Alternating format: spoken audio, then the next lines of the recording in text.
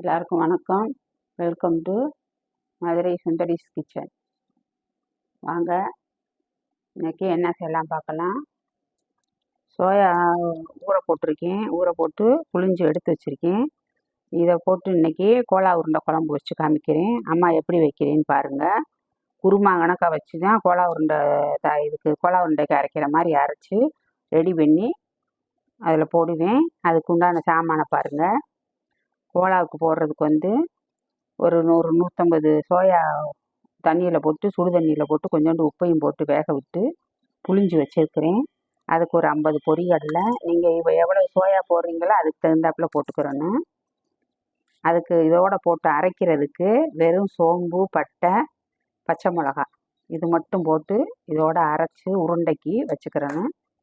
அப்புறம் குழம்புக்கு அரைக்கிறதுக்கு ஒரு முடி தேங்காய், கசகசா, கொஞ்சோண்டு முந்திரி பருப்பு எல்லாத்தையும் அரைச்சி தக்காளி 2 தக்காளி நறுக்கி வச்சுருக்கிறேன். இதுக்கு புளி ஊற்றக்கூடாது. கோலா உருண்டைக்கு நம்ம கறி கோலா உருண்டை எப்படி வைக்கிறோமோ அதே மெத்தேடு தான். ஆனால் இன்றைக்கி நான் சோயா போட்டிருக்கேன். அதுக்கு இதுக்கு வித்தியாசம் இதுதான். இது தக்காளி 3 தக்காளி நறுக்கி வச்சுருக்கேன். தேங்காய் அரைக்கும் போது அதோடு சேர்த்து ஒன்றா அரைச்சி அப்படியே குழம்பு கூட்டி வச்சிட வேண்டியதுதான். நான் என்னென்ன மசாலா பொடி போடுறேன்றதை அப்புறம் காமிக்கிறேன். இப்போ கோலாவுக்கு ரெடி பண்ணுவோம். அதை பாருங்கள். பொரிகடலை மட்டும் போட்டு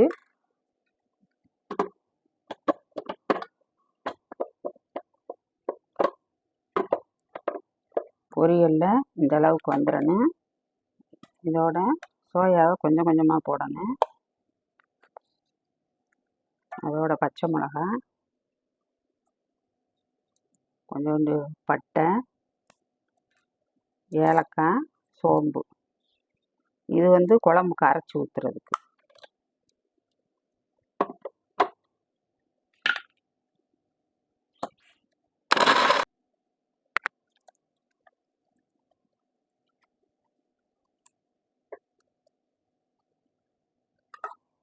கோலாவுக்கு தேவையான உப்பு.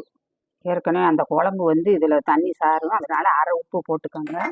நிறைய உப்பு போட்டுறக்கூடாது. குழம்பு சோயா தண்ணி உறிஞ்சக்கூடியது, அதனால் கொஞ்சோண்டு உப்பு அதில் போட்டிருக்கேன்.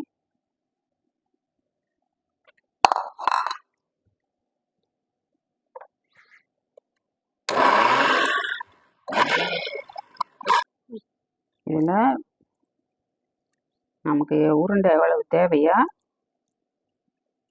அவ்வளவு போட்டுக்கலாம்.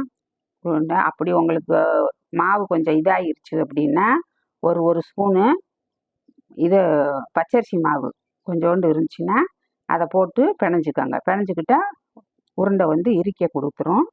அந்த மாதிரி இந்த அளவு. இப்போ நான் பச்சரிசி மாவு கூட கொஞ்சோண்டு போட்டு உங்களுக்கு பிணைஞ்சி காமிக்கிறேன். இப்போ தேங்காய் அரைச்சிக்கிடுவோம். இப்போ தக்காளி 3 தக்காளி இந்த மிக்சியில் போட்டு அரைச்சிக்கிறேன்னா இதை அந்த மிக்சியில் போட்டிருக்கேன். கொஞ்சோண்டு சோம்பு, வெள்ளைப்பூடு, கசகசா, முந்திரி பருப்பு, ஏலக்காய், கிராம்பு,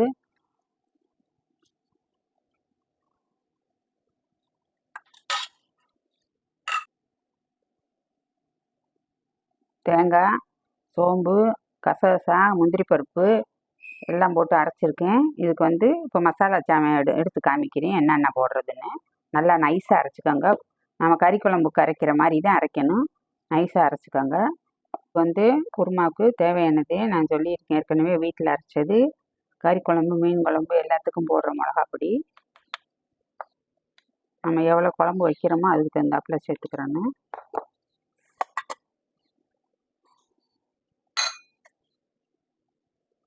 இந்த காரம் தான் இதில் பச்சை மிளகா போட்டு அரைச்சிருக்கிறதுனால இதில் இந்த காரம் மட்டும்தான். வேறு எந்த காரமும் இதுக்கு தேவையில்லை.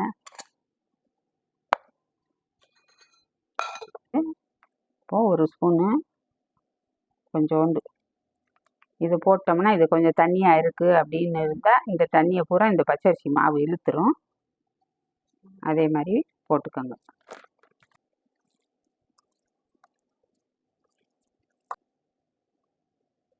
இதில் வெங்காயம், பச்சை மிளகா, கருவேப்பிலை அதெல்லாம் போடக்கூடாது. போட்டோம்னா இது சோயா தண்ணி இஞ்சிடுது, அதனால உடஞ்சிரும். நாங்கள் போட மாட்டோம்.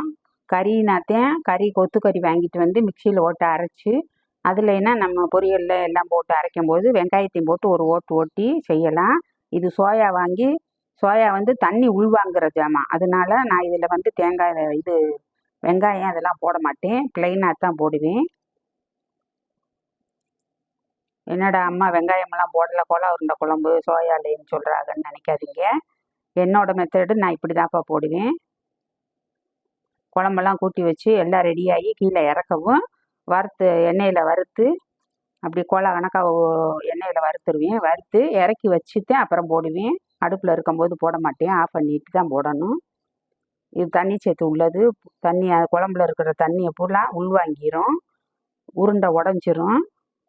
அதனால் இதுக்கு வெங்காயம் போடாதீங்க. பாருங்கள், உருண்டை வந்து ரெடி பண்ணி வச்சுட்டேன். இப்போ எண்ணெய் காய வச்சுருக்கிறேன். அந்த எண்ணெயில் போட்டு மெதுவாக தான் வறுத்து எடுக்கணும்.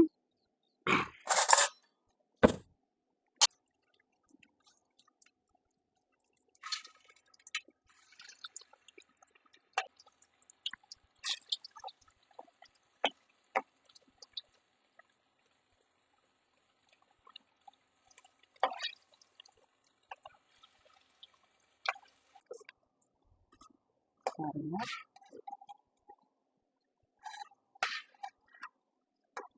இந்த கலர் வரணும். கோட்டிங் வந்து நல்லா சிவப்பாக வரணும். அப்போ தான் அதில் போடும்போது கொஞ்சம் இது தேங்கி நிற்கும். நீங்கள் லேசாக போட்டதும் லேசாக வறுத்து எடுத்து போடுவோம்னீங்கன்னா ஊறி உருண்டை பூரா உடஞ்சி போயிடும். அப்புறம் அம்மா அப்படி சொன்னாங்கன்னு நினைக்கக்கூடாது. நல்ல கோட்டிங் வந்து நல்லா கறியிருச்சுன்னு நினைக்காதீங்க, கருகாது. உள்ளே வந்து வேகாமல் இருக்கும். கோட்டிங் இந்த மாதிரி வந்தாத்தே உள்ளே இருக்கிறது கொஞ்சம் நேரத்துக்கு வேகும். ஏற்கனவே சோயா வந்து தண்ணியில் போட்டு வேக வச்சு தான் புளிஞ்சு அரைச்சிருக்கிறோம், அதனால் இந்த மாதிரி தான் இருக்கும். பாருங்கள், இப்போ குருமாவுக்கு தாளிக்கிறேன். அந்த எண்ணெயிலேயே நான் போடுறேன், வேஸ்ட் ஆகிரும். பட்டை, சோம்பு, ஏலக்காய், தாளிக்கிறதுக்கு வெங்காயம்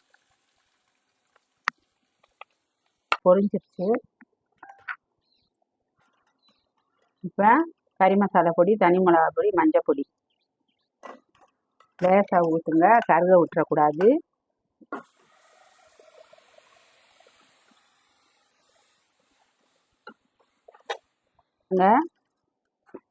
தேங்காய், சோம்பு, சீரகம் எல்லாம் போட்டு அரைச்சேன். வெள்ளைப்பூடு போட்டு அரைச்ச அந்த இதை ஊற்றிருக்கேன். அதே மாதிரி மிளகாப்பொடி, கறி மசாலா பொடி எல்லாம் போட்டு மஞ்சள் பொடி எல்லாம் போட்டுட்டேன். பூண்டு அதிலே போட்டு அரைச்சாச்சு, எதுவும் தேவையில்லை. உப்பு வந்து உப்பை வறுத்து அதில் வந்து இது முருங்கை இலை பொடியும் இது கருவேப்பிலை பொடியும் போட்டு கலந்து வச்சுருக்கேன். டெய்லி அது சாப்பாடுல சேர்க்கும் போது குழம்பு காய்களுக்கு இதுதான் நாங்கள் போடுவோம். இப்போ தீர்ந்ததுனால இப்போ நான் வீடியோவில் இதை காமிக்கிறேன். இப்போ தான் நான் ரெடி பண்ணேன் நேற்று.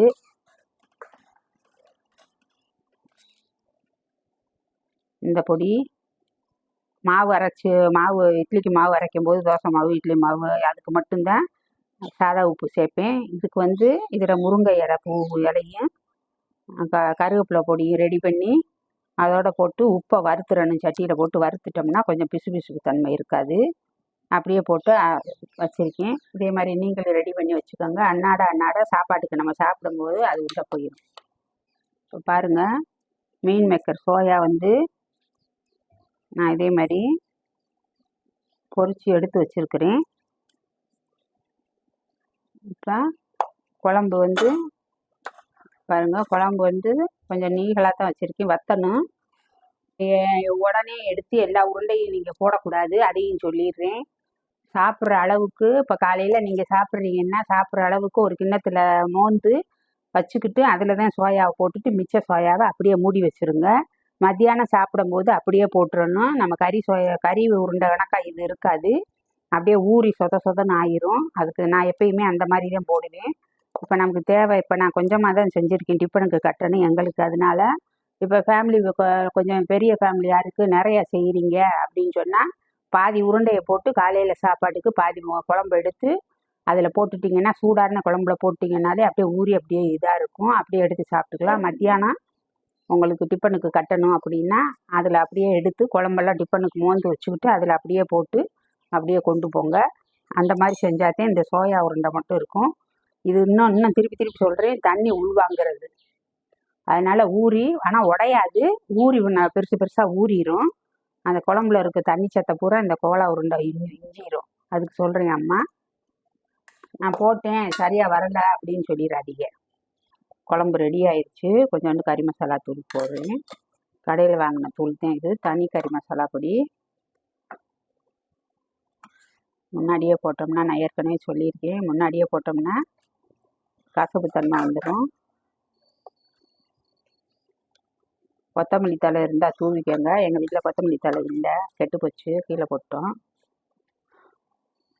அடுப்பை ஆஃப் பண்ணிடலாம்.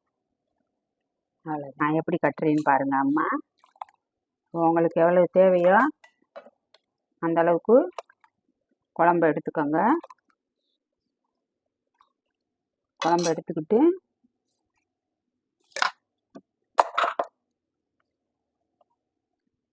அதுக்கு தேவையான அளவு உருண்டையை அதுக்குள்ளே போட்டுறணும்.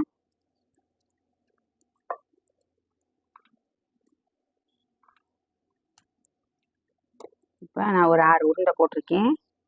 இந்த மாதிரி போட்டு நீங்கள் ரெடி பண்ணிக்கிட்டிங்கன்னா குழம்பு வந்து நல்லா இஞ்சிரும்.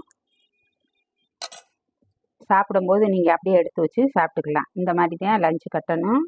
எங்கள் வீட்டில் இன்றைக்கி லஞ்சு இதுதான். வந்து பாதி இது காஞ்சிருச்சு, ஆறிடுச்சு. இப்போ அவங்களுக்கு வந்து குழம்பு நான் ரெடி பண்ணி எடுத்து வச்சுட்டேன்.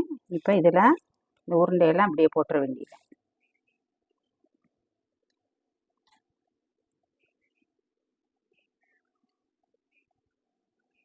பச்சை பட்டாணி ஊற போட்டது வேக விடுற. எங்கள் இதுக்கு வந்து ஒரே ஒரு விசில் தான் விட்டுருக்கேன், நல்லா வெந்துருச்சு.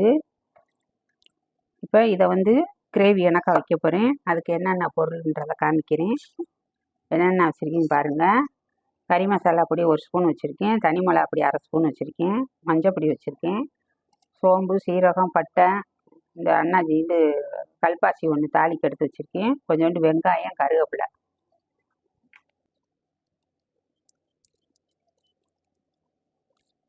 கொஞ்சோண்டு பெருங்காயப்பொடி. பட்டாணி ஊற போட்டு வேக வச்சு வச்சுருக்கேன், காமிச்சேன். அதை வந்து கிரேவி வைக்க போகிறேன். பட்டை, ஒரு பிரிஞ்சி இலை, சோம்பு போட்டு தாளித்து, வெங்காயம், கருவேப்பிலை.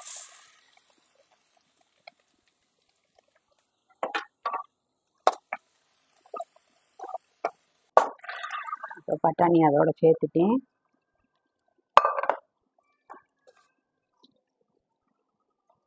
இப்போ பொடி எல்லா பொடியும் ஒன்றா போட்டுடுறேன்.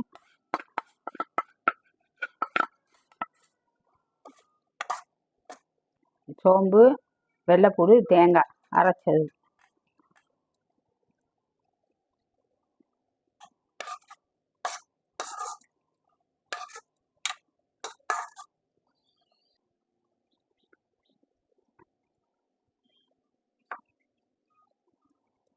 பாருங்கள், பட்டாணி கிரேவி ரெடி ஆயிடுச்சு.